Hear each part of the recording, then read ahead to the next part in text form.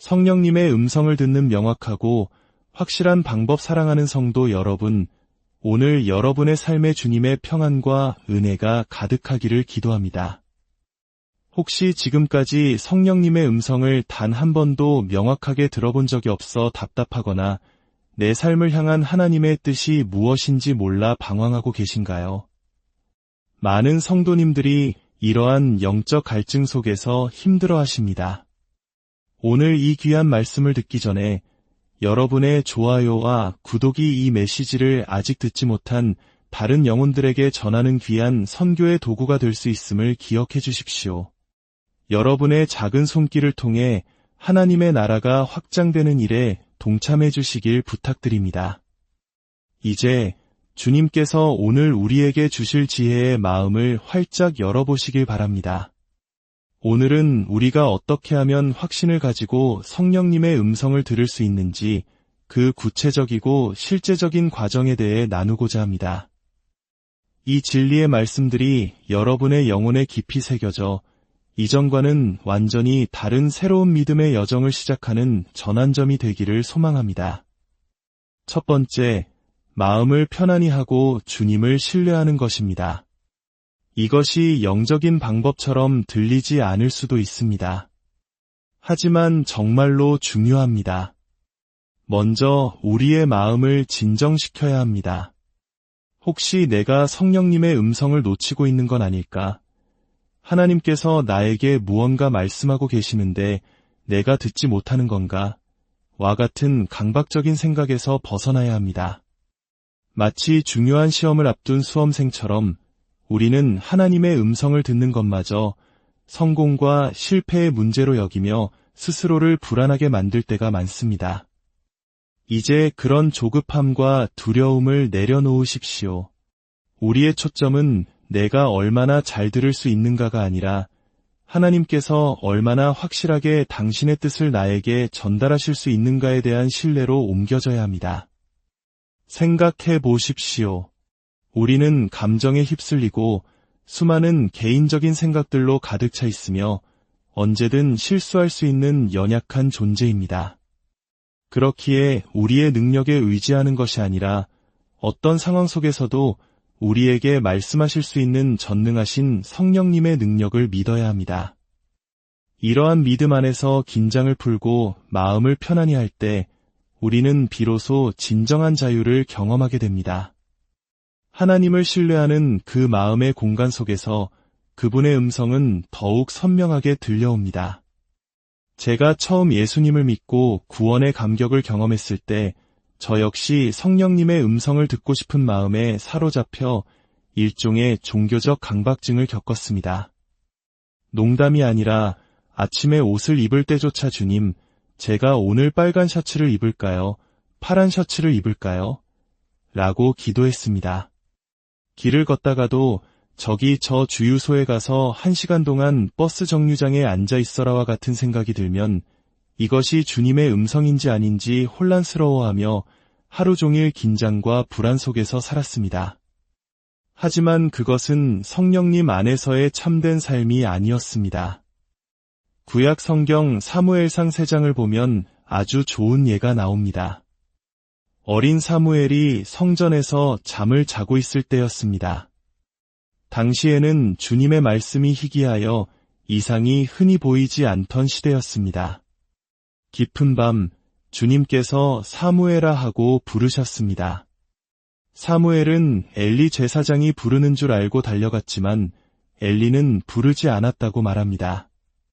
이런 일이 3번이나 반복됩니다.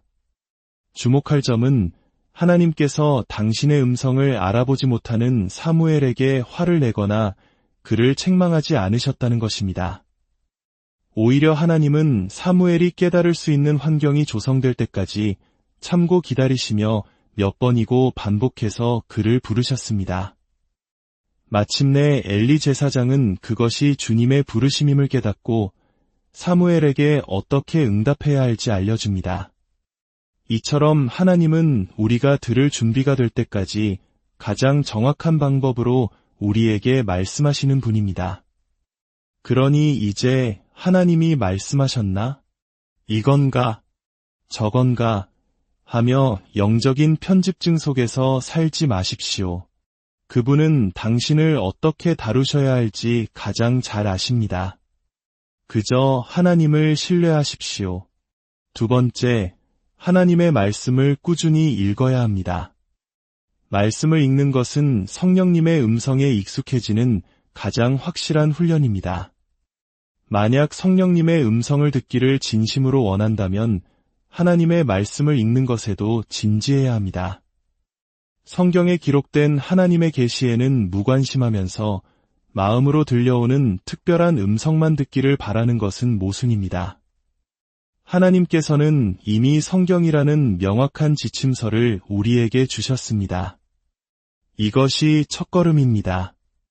사실 우리가 겪는 문제의 99%는 이미 말씀 속에 그 해답의 실마리가 담겨 있습니다. 말씀을 깊이 알아갈수록 우리는 하나님의 방법, 그분의 생각, 그분의 성품과 능력을 알게 됩니다. 그분이 어떻게 일하시고 생각하시는지 익숙해지면 자연스럽게 성령님의 음성을 더 명확하게 분별할 수 있게 됩니다. 디모데후서 3장 16절은 말합니다. 모든 성경은 하나님의 감동으로 된 것으로 교훈과 책망과 바르게 함과 위로 교육하기에 유익하니 이는 하나님의 사람으로 온전하게 하며 모든 선한 일을 행할 능력을 갖추게 하려 함이라. 우리가 행해야 할 모든 선한 일을 위해 말씀은 우리를 준비시키고 온전하게 합니다. 시편 119편은 이렇게 고백합니다. 주의 계명들이 항상 나와 함께 함으로 그것들이 나를 원수보다 지혜롭게 하나이다. 내가 주의 증거들을 늘 을조림으로 나의 명철함이 나의 모든 스승보다 나으며 여러분의 마음과 생각 속에 하나님의 말씀을 채우십시오. 말씀이 없으면 성령님의 음성을 명확하게 들을 수 없습니다. 세 번째, 읽은 말씀을 깊이 묵상해야 합니다. 이제 우리는 마음을 편안히 하고 말씀을 읽으며 하나님의 성품에 익숙해졌습니다. 다음 단계는 읽은 말씀을 마음속에서 계속해서 되새기는 묵상입니다. 묵상이란 단순히 생각의 반복을 의미합니다. 세상에는 비우는 명상도 있지만 성경적인 묵상은 그와 정반대입니다. 그것은 우리의 마음을 하나님의 말씀과 진리로 가득 채우고 그것에 집중하는 것입니다. 성경을 펼치고 그 구절들을 곱씹으며 주님께 묻는 것입니다. 주님, 이 말씀을 통해 저에게 무엇을 말씀하고 싶으신가요? 하나님, 제 안에 어떤 부분을 고치기 원하시나요? 제가 어느 방향으로 나아가길 원하십니까? 이렇게 말씀을 깊이 파고들 때 말씀은 더 이상 종이 위의 글자가 아니라 우리 마음 깊은 곳에 스며들어 생명과 치유의 능력이 됩니다. 잠언 4장 20절에서 22절은 이렇게 권면합니다.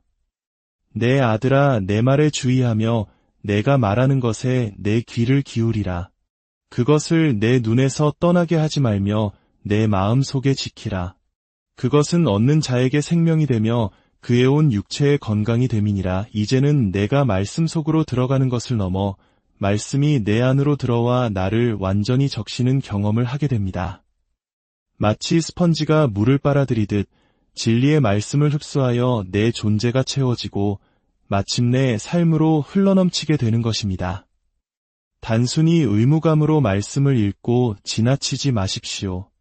그 말씀에 대해 깊이 생각하고 또 생각하십시오. 네 번째, 삶의 속도를 늦추어야 합니다. 이것은 특히 빨리빨리 문화에 익숙한 우리 한국인들에게 더욱 중요한 도전일 수 있습니다. 우리의 삶의 속도가 너무 빠르면 성령께서 주시는 지시에 순종하며 따를 여유가 없습니다. 때로 성령께서 우리에게 분명히 말씀하셔도 우리는 너무 바쁘다는 핑계로 나중에 할게요, 저녁에 기도할게요, 내일 성경 읽을게요 라며 순종을 미룹니다. 우리의 마음이 세상의 온갖 염려와 일들로 가득 차 복잡하고 분주하다면 성령님의 세미한 음성을 인식하기 어렵습니다. 설령 인식한다 해도 세상의 걱정과 욕심이 우리의 마음을 끌어당기고 있기 때문에 즉시 반응하기를 주저하게 됩니다. 마태복음 11장에서 예수님은 이렇게 말씀하셨습니다. 수고하고 무거운 짐진 자들아, 다 내게로 오라. 내가 너희를 쉬게 하리라.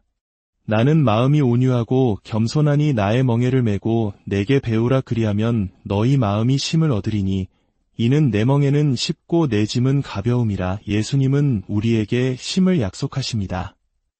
이것은 걱정과 서두름을 버리는 것입니다. 우리의 영혼이 평안한 상태에 이르는 것입니다. 세상의 철학과 종교적 율법의 무거운 짐을 내려놓고 예수님의 가르침, 그분의 삶의 방식, 그분의 가벼운 멍에를 메는 것입니다. 기도하고 예배하고 말씀을 읽고 성도들과 교제하는 이 거룩한 습관들이 벅차게 느껴질 만큼 당신의 삶이 너무 빠르다면 우리는 삶을 심각하게 돌아보아야 합니다. 우리의 영혼이 위험에 처해 있다는 신호입니다. 거룩하고 영적인 것들을 위한 시간이 없을 만큼 바쁜 삶은 결국 우리에게 일시적이고 세속적인 것들만 남기게 됩니다. 우리는 영원한 것을 생각해야 합니다. 잠깐의 나 자신만이 아니라 성령의 일들을 생각해야 합니다. 5번째, 이미 알고 있는 분명한 것에 순종해야 합니다. 이것은 우리가 자주 놓치는 매우 중요한 열쇠입니다. 우리는 하나님께서 이미 말씀하신 것, 이미 알고 있는 진리에 순종해야 합니다. 우리는 얼마나 자주 하나님께서 이 문제에 대해 말씀해 오셨는데 제가 좀 망설이고 있어요. 혹은 하나님은 제가 이러이러한 일을 하길 원하시는데 아직 제 자신을 준비시키는 중이에요 라고 말합니까? 물론 하나님의 부르심에는 점진적인 과정이 있습니다. 하지만 바로 지금 여기에서 하나님께서 당신에게 하라고 말씀하신 것은 무엇입니까? 버리라고 하신 것은 무엇입니까? 시작하라고 하신 것은 무엇입니까? 하나님께서 이미 지적해 주신 생각과 태도에 대해 하나님을 기다리는 중이라거나 하나님께서 저를 다루고 계신다 는 영적인 핑계를 대며 미루고 있지는 않습니까? 기억하십시오.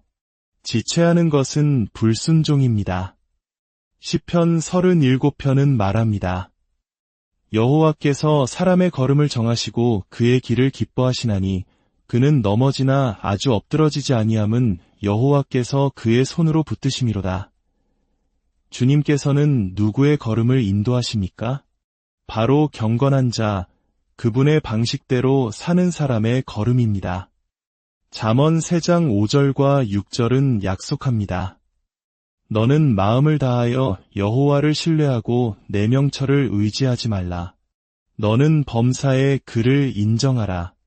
그리하면 내 길을 지도하시리라. 만약 당신이 나아갈 길을 찾기 위해 애쓰고 있다면 혹시 하나님께서 이미 주신 말씀에 순종하지 않고 있기 때문은 아닌지 돌아보아야 합니다. 우리는 하나님 7, 8, 9단계를 보여주세요 라고 구하지만 하나님께서는 너는 아직 첫 번째 발걸음도 떼지 않았다고 말씀하실지 모릅니다. 물론 어떤 직업을 가져야 할지, 누구와 결혼해야 할지, 어디에 살아야 할지 등 불확실하고 명확하지 않은 문제들이 많습니다.